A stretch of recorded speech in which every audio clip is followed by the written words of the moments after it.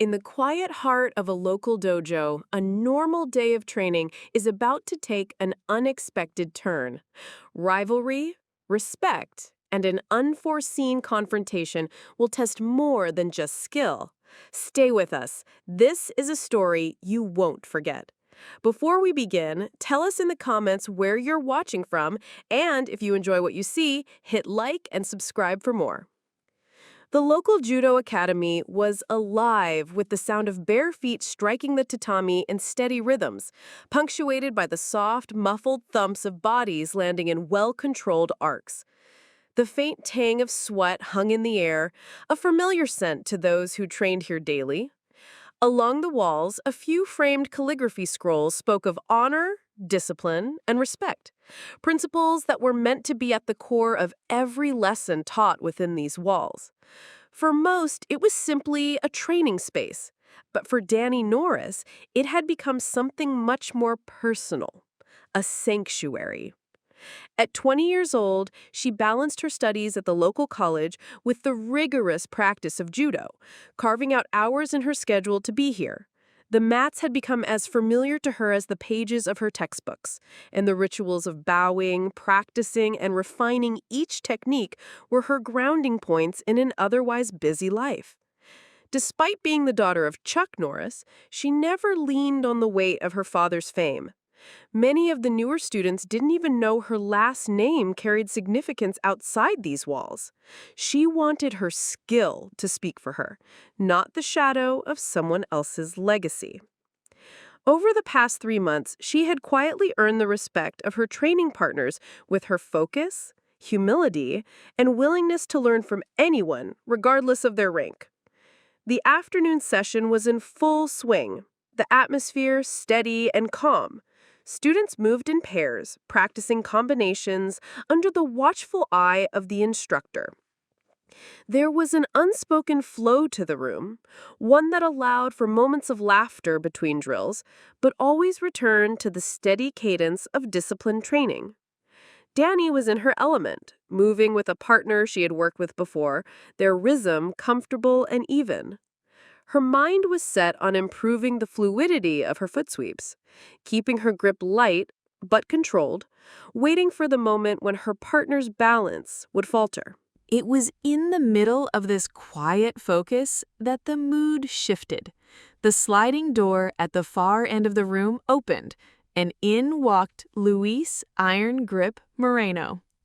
His presence had a way of pulling attention, whether one wanted to give it or not.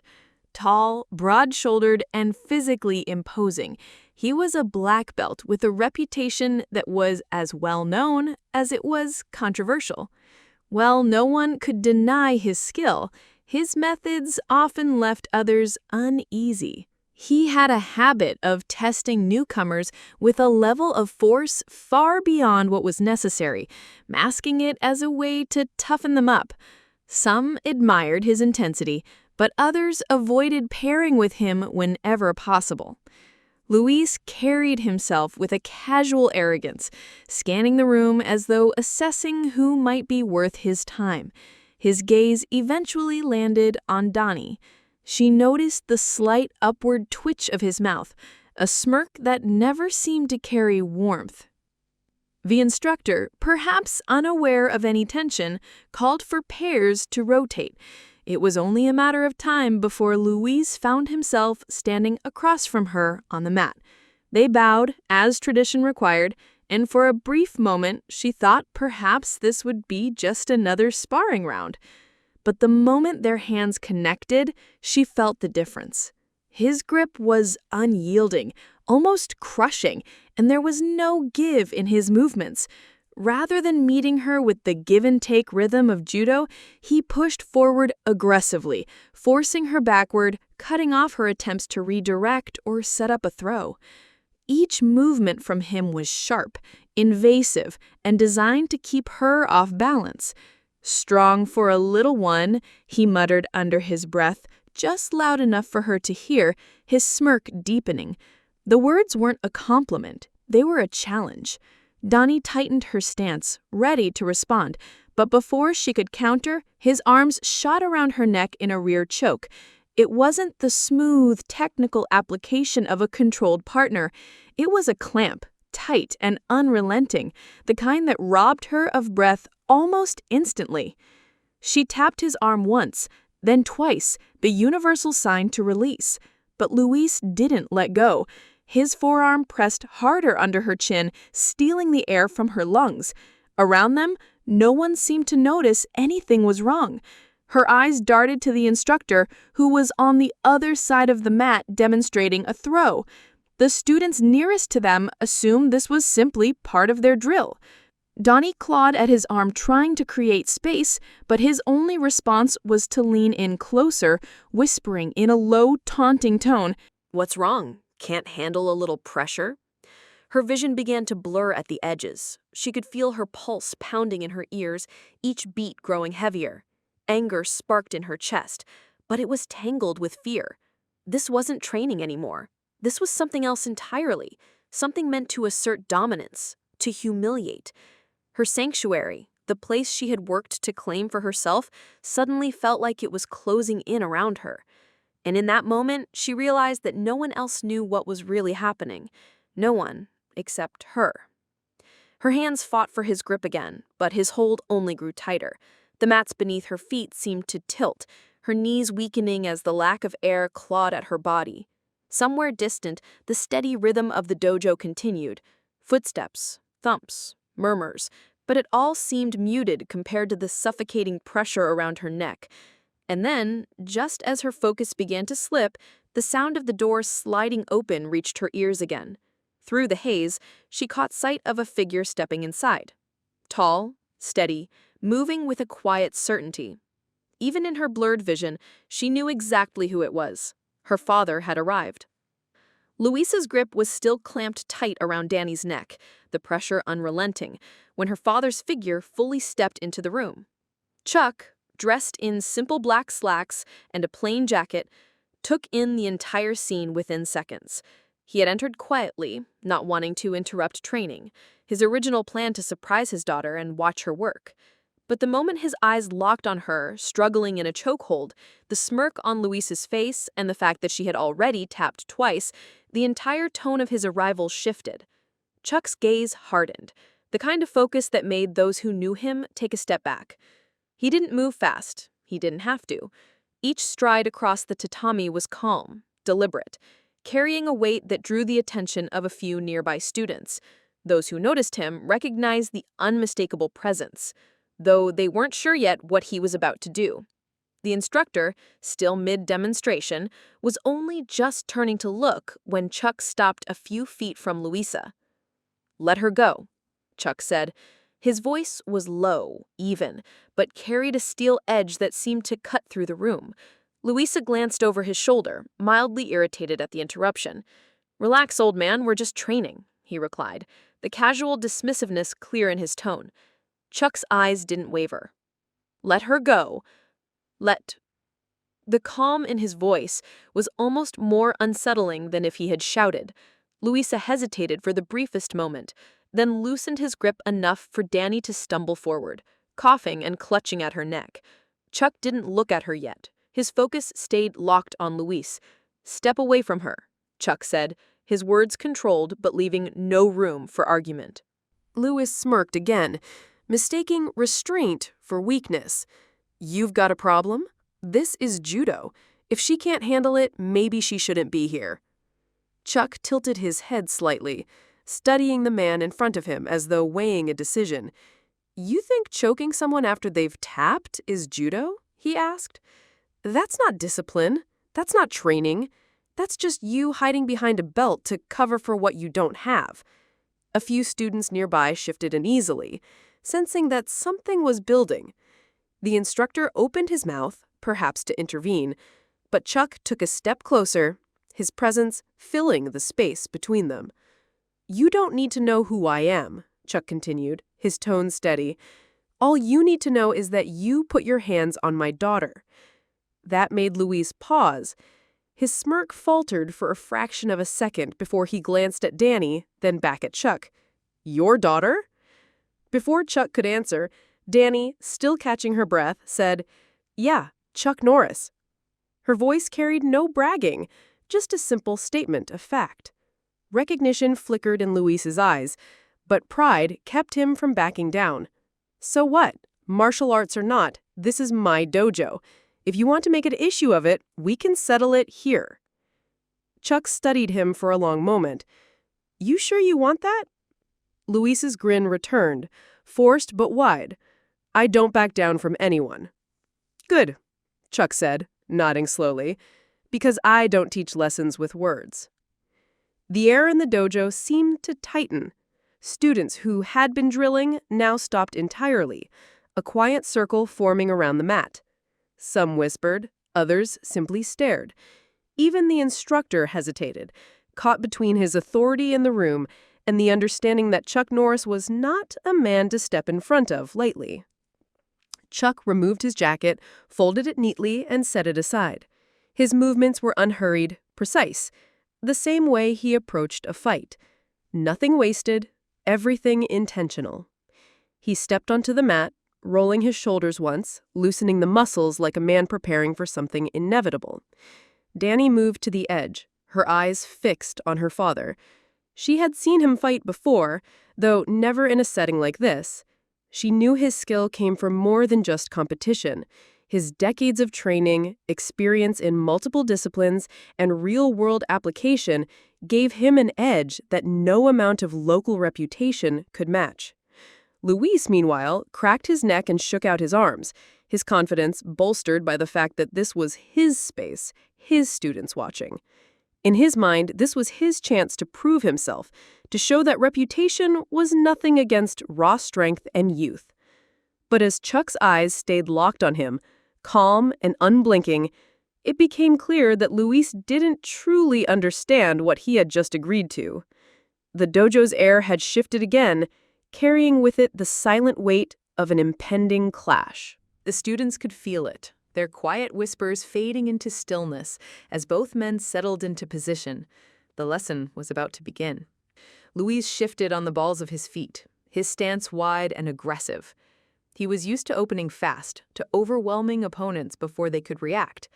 Chuck, on the other hand, stood with an ease that almost seemed casual, hands low, shoulders relaxed, breathing steady. But to anyone who knew what to look for, that relaxed stance was a trap. His balance was perfect, his weight distribution precise, every muscle ready to act without wasted movement. Luis lunged first, reaching for a collar grip to yank Chuck forward into a throw. It was fast and forceful, the kind of move that worked well on less experienced judoka. But as soon as Luis's hands made contact, Chuck shifted his weight subtly, redirecting the pull into empty space. Luis found himself stepping forward off balance, a slight stumble he quickly tried to hide. "That's your first mistake," Chuck said calmly, his voice even and almost instructional.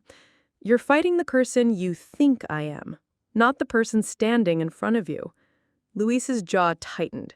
He came in again, this time snapping out a quick foot sweep aimed at Chuck's leave leg. Chuck stepped over it with the ease of a man avoiding a puddle, his upper body hardly moving. His hands stayed low, giving Luis nothing to grip. In a blur, Chuck's right hand shot up, catching Luis's wrist mid-swing. His left hand clamped down on Luis's elbow, twisting just enough to make him wince without causing damage. The move was so controlled and efficient that Luis realized too late Chuck could have dislocated his arm if he had wanted to. Just as quickly, Chuck released him and stepped back. "That's your second mistake," Chuck continued, his tone steady, his eyes never leaving Luis's. "You confuse power with cruelty. A true martial artist doesn't hurt people just because he can." Around them, the students had fallen completely silent. The initial excitement had faded into something else. Respect, maybe even awe. They were seeing a level of control and precision that wasn't about dominance, but about mastery. Even the instructor, who had looked ready to intervene moments ago, now stood with his arms crossed, observing. Luis, however, wasn't ready to back down. The embarrassment burned in his chest, feeding his determination. "You think you can lecture me?" Luis spat, stepping forward again, his movements sharper, his energy turning reckless. He charged, leading with raw force and no subtlety, hoping sheer momentum would overpower the older man. Chuck pivoted to the side with almost no effort, letting Luis's own energy carry him forward. As Luis passed, Chuck's hand struck his wrist lightly, breaking his balance, and in the same motion, his palm landed squarely on Luis's chest. It wasn't a strike meant to injure, just a precise push at exactly the right angle and timing. Luis hit the mat hard enough that the sound echoed through the room. Chuck didn't advance. He simply stood there, one hand resting loosely behind his back, waiting. "You've got strength," he said, "but strength without discipline is just a weapon you can't control. And when you use it on the wrong person..." He let the sentence trail off, the meaning clear. Luis got to his feet, his breathing heavier now, his face flushed. The smirk was gone, replaced with a tight, frustrated expression. "What, you gonna break me?" Chuck's eyes were steady. "No," he said evenly. "You're going to break yourself." The tension in the dojo deepened. Luis roared, feinting left before throwing a right hook, abandoning judo entirely in favor of a street-level attack. Chuck's hand shot up, catching Luis's arm mid-air. In one smooth motion, he rotated, using Luis's momentum against him, and directed it straight downward. Luis's own energy sent him to his knees, his arm twisted behind his back in a lock so tight he froze. Chuck leaned in just enough so only Luis could hear him. "That choke you put on my daughter, that was your line. You crossed it. Now you're standing on a cliff, and I'm the one holding you by the collar."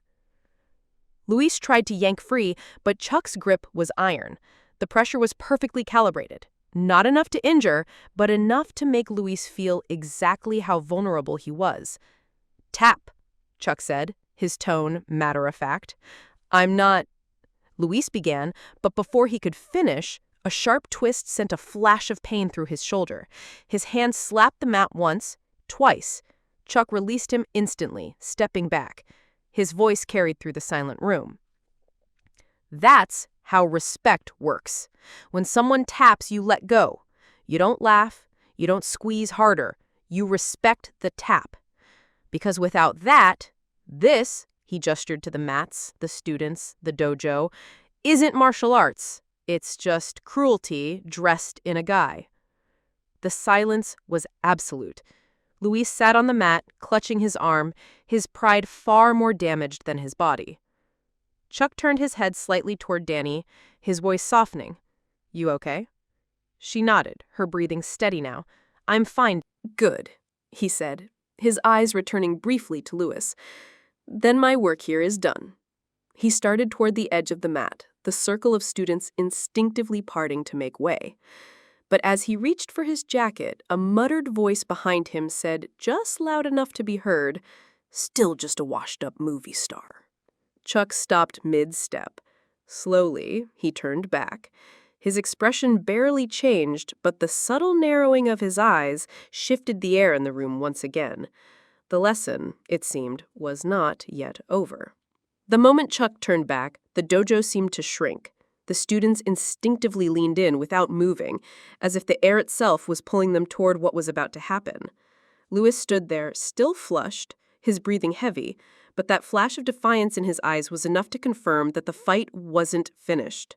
He had pushed past embarrassment into something more dangerous, reckless pride. Chuck's steps were slow, deliberate, each one drawing the silence tighter. He stopped just in front of Luis, close enough that the younger man could see the unwavering steadiness in his gaze. "You think I'm a washed-up movie star?" Chuck asked quietly. His tone wasn't raised, but it carried the kind of weight that made even the unspoken words feel like they could crush bone. Luis tried for a smirk, but it faltered under that gaze. "Just calling it how I see it," he muttered. Chuck didn't blink. His voice stayed even, but there was a blade's edge to it now. "Then let's stop playing." Before Luis could react, Chuck moved.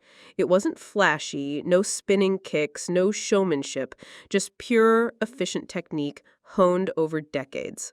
He stepped inside Luis's guard, trapping both of his arms before he could raise them. His hips turned sharply, using perfect leverage to send Lewis crashing onto his back with a thud that reverberated off the dojo walls. The breath exploded from Lewis's lungs, leaving him gasping like a man pulled from deep water. Chuck didn't give him time to recover. He stepped forward, sliding into a dominant position, and locked Lewis's arm into a joint hold so tight the younger man froze from the shock of it. "I can take this elbow apart in 2 seconds," Chuck said, his voice still calm, controlled, "and no hospital in this city will put it back together the same way." Lewis's eyes widened, sweat forming at his hairline. He started, but the sentence cut off in a grunt when Chuck applied the slightest increase in pressure. "You put my daughter in a choke for fun," Chuck continued, his voice low enough for only Lewis to hear.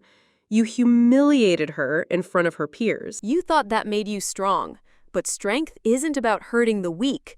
It's about protecting them. Luis swallowed hard.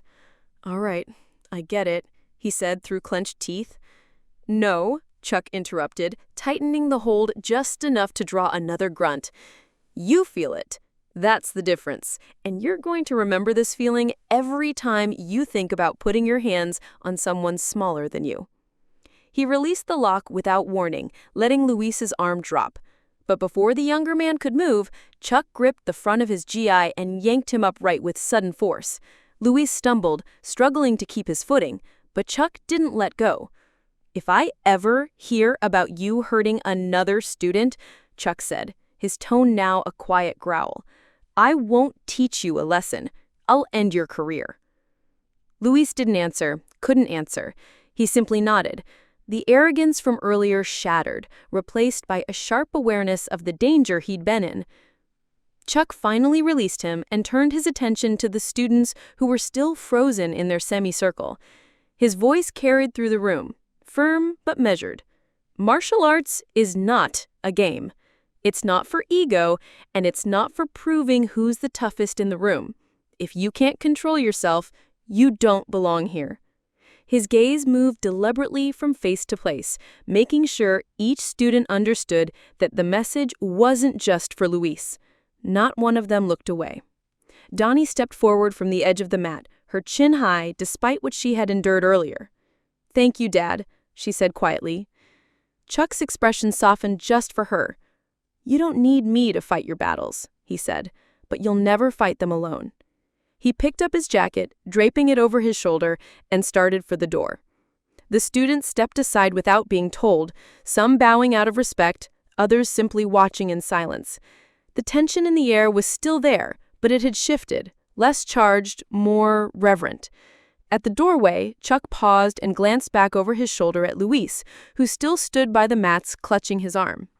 "For the record," Chuck said, with a faint, knowing smile, "the moves you hate so much, I learned them long before the cameras ever rolled." The door slid closed behind him, leaving the dojo in a silence that felt heavier than any punch.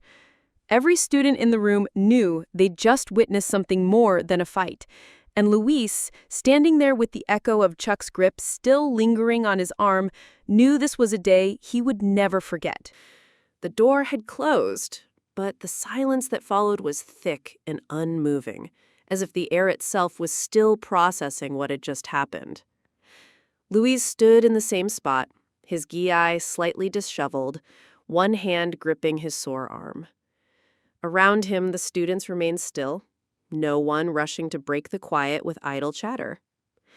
The hum of the ceiling lights was the only sound in the dojo. Dani lingered at the edge of the mats for a moment, her eyes on the door her father had just walked through. She felt the sting of what had happened earlier still lingering in her muscles, but it was nothing compared to the surge of relief and pride that came from knowing Chuck had stepped in when it mattered. Not because she couldn't fight her own battles, but because he had made it clear she would never face them alone. She exhaled slowly, rolling her shoulders back before turning toward the rest of the students. Their eyes darted between her and Luis, some avoiding direct contact entirely. The unspoken truth hung in the room. Everyone had just witnessed a line being drawn, not only for Luis, but for the entire dojo. Luis tried to straighten his posture, to pull himself back into the image of the dominant figure he had been when he walked in earlier. But it didn't hold. The weight of the moment sat heavy on him, and the echo of Chuck's words played over in his head. "If I ever hear about you hurting another student, I'll end your career." It wasn't a threat. It had been a promise, one that Luis now believed in full. Sensei Watanabe, who had remained silent during the confrontation, finally stepped forward. His expression was unreadable, but his eyes carried something between disappointment and caution. "Class is over for today," he said quietly.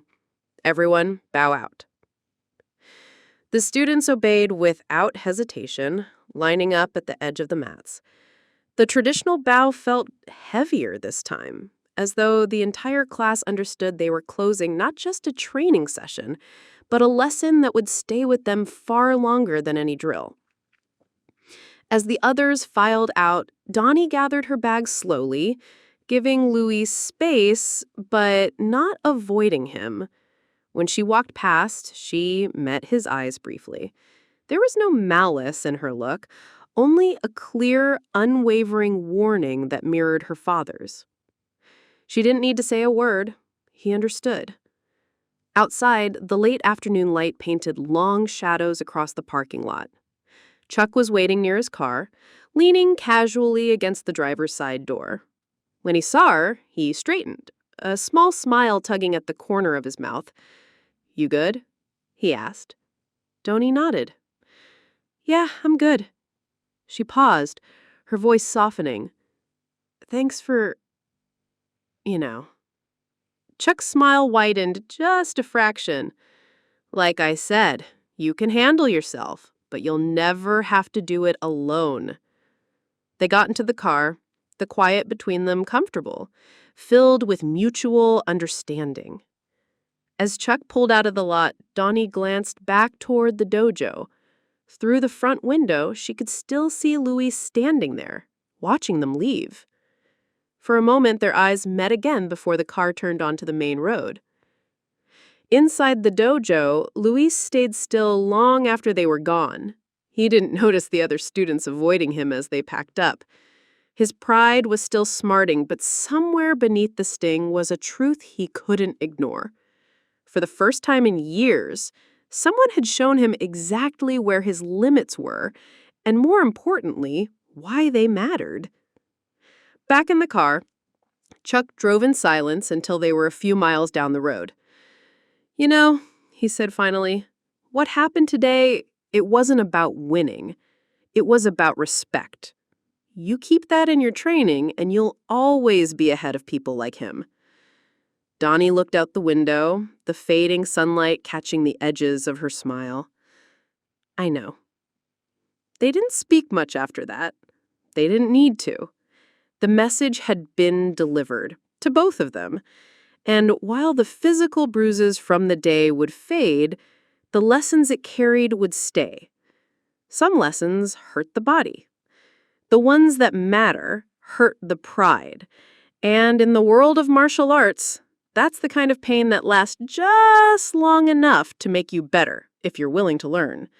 Some moments change the way you see everything. And what happened here will be remembered for a long time. We'd love to know where you're watching from, so share it in the comments. And if you want more stories like this, don't forget to like, subscribe, and share the video.